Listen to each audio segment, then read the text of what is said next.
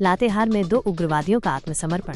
झारखंड सरकार की आत्मसमर्पण नीति नई दिशा से प्रभावित होकर प्रतिबंधित उग्रवादी संगठन जेजेएमपी के 2 सदस्यों पप्पू साव और चंदन प्रसाद ने पुलिस अधीक्षक कुमार गौरव और सीआरपीएफ कमांडेंट यादराम बुनकर के सामने आत्मसमर्पण कर दिया। कौन थे ये उग्रवादी? पप्पू साव पिछले कई वर्षों से जेजेएमपी में सक्रिय सदस्य थे और बालूमाथ, चंदवा, लातेहार, छिपादोहर और आसपास के क्षेत्रों में कई आपराधिक घटनाओं में शामिल थे। इन पर कई मामले दर्ज हैं। चंदन प्रसाद, इन पर भी एक मामला दर्ज है। पुलिस का क्या कहना है? लातेहार एसपी कुमार गौरव ने बताया कि पुलिस के बढ़ते दबाव के कारण नक्सली आज समर्पण कर रहे हैं। पुलिस लगातार प्रयास कर रही है और नक्सलियों के परिजनों को समझाने का भी प्रयास किया जा रहा है। सीआरपीएफ कमांडेंट ने नक्सलियों से आत्मसमर्पण करने या मारे जाने के लिए तैयार रहने को कहा है। उन्होंने सरकार की आत्मसमर्पण नीति का लाभ उठाकर समाज की मुख्य धारा में शामिल होने की अपील की। उग्रवादियों का क्या कहना है? दोनों उग्रवादियों ने कहा कि जो भी लोग नक्सली हैं, वे सरकार की इस आत्मसमर्पण नीति का लाभ उठाएं। यह समर्पण क्यों महत्वपूर्ण है? यह समर्पण इसलिए महत्वपूर्ण है क्योंकि यह दिखाता है कि सरकार की आत्मसमर्पण नीति काम कर रही है और नक्सलियों को समाज की मुख्यधारा में लौटने का मौका मिल रहा है।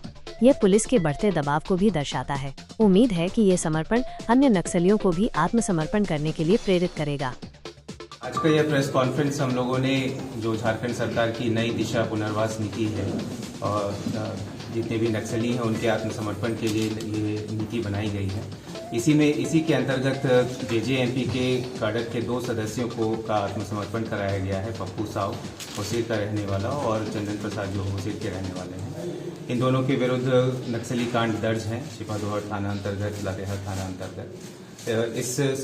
इन दोनों को सरेंडर कराने में सीआरपीएफ 11 बटालियन की बहुत ही महत्वपूर्ण भूमिका रही है। सीओ यादराम बुनकर सर के नेतृत्व में 2IC और टीसी इन सभी के द्वारा छिपादोहर थाना के द्वारा इन लोगों को कन्विंस कराया गया। मेन स्ट्रीम से जुड़ने के लिए जो नीति है, सरकार की जो पॉलिसी है, उसके बारे में अवगत कराया गया। इनके फैमिली मेंबर्स को कन्विंस किया गया और जो विगत दिनों में नक्सलियों की जो दुर्दशा हुई है, पुलिस लगातार इनके विरुद्ध कामयाब रही है और कई सारे प्रमुख नक्सलियों के विरुद्ध एनकाउंटर भी हुआ है या उन्हें गिरफ्तार किया गया है। और साथ ही कुछ नक्सली जो सरेंडर भी किए हैं, उन्हें जो लाभ मिला है नई दिशा की पॉलिसी से, उसको देखते हुए ये दोनों कन्विंस हुए और सरकार के साथ हमारे साथ आने के लिए राजी हुए।